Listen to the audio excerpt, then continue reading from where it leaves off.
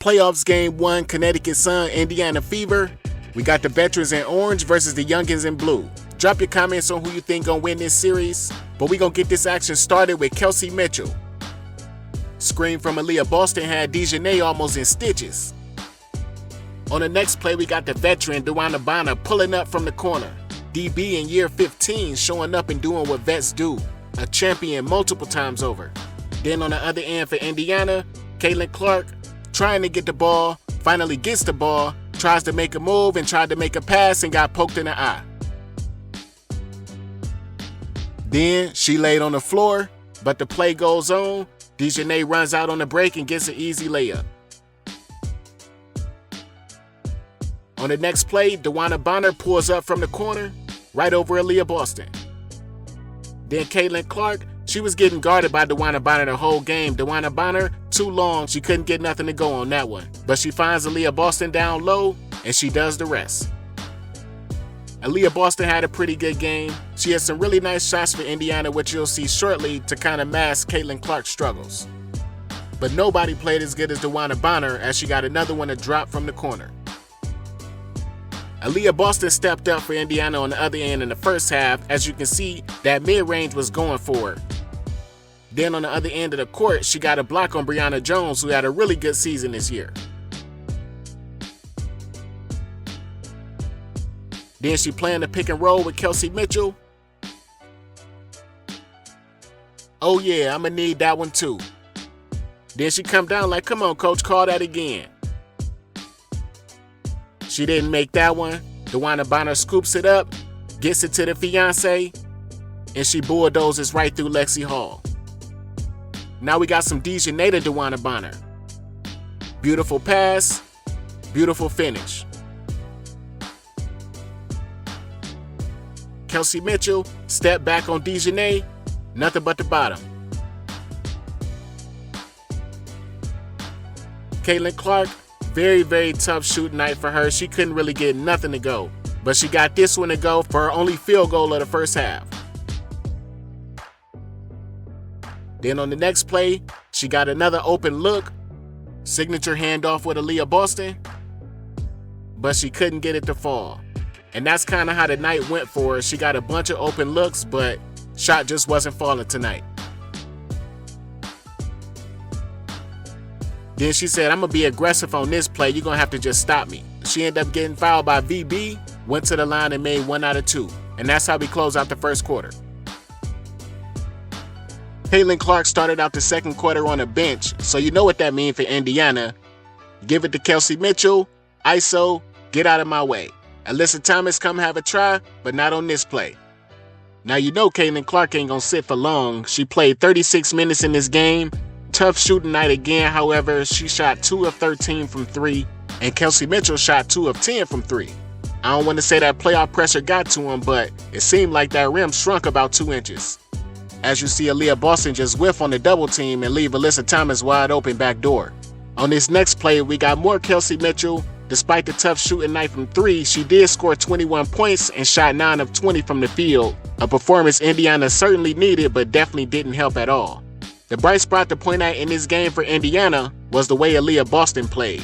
17 points, 11 rebounds, a double-double in her first playoff game, 8 of 14 from the field, even though she did most of that work in the first half. DiJonai Carrington also had a really nice game. Not only was she responsible for guarding Kelsey Mitchell, the Connecticut Sun lost Tyasha Harris very early in the game, so she had to step up on offense too. DeWanna Bonner, not afraid, sends the rookie back to Indiana with bruises. Caitlin Clark again, another great shot, but she couldn't take the lid off the basket. And not gonna lie, she looked very tired in this game, which I'm pretty sure she's mentally and physically fatigued. Christy Sides trying to switch things up in the second half. Came out, signature full court pass to Aliyah Boston, finishing over the top. Then of course more Kelsey Mitchell, candidate for all WNBA. She was the primary scorer for the Fever in this game. Crazy crossbody cross-court pass from Caitlin Clark, and Miss Ohio State University drains it from the corner. I don't know if Kelsey Mitchell gonna stay here, but it's gonna be really tough for them to replace her if she decide to leave. Then another bucket from DiJonai Carrington. She had that left hand working. Then look at this move DB put on Lexie Hull. Fake the screen right, come back left, and go right through Aliyah Boston. But on the other end, back to Caitlin Clark. She only had 2 turnovers in this game, 8 assists, and 3 steals, so she played really good as a floor general, as you see her get her first 3 to drop. So I definitely think it was just first game jitters, because her IQ was there, the shot timing was just a little bit off. But Marina Mabrey, she went crazy for these girls in the second half. Overall, she shot 5 of 12 from the field. She scored 27 points, which was the most points ever scored by a player off the bench in a playoff game. Then Caitlin Clark finally getting something easy. Temi Fagbenle with the nice pass to Aliyah Boston. And we will be stupid not to mention Alyssa Thomas. Another playoff triple-double, 12 points, 13 assists, 10 rebounds.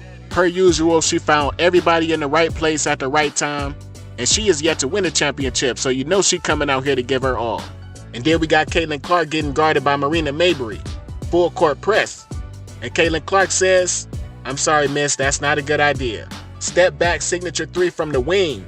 Even on a bad shooting night, that's gonna always look good."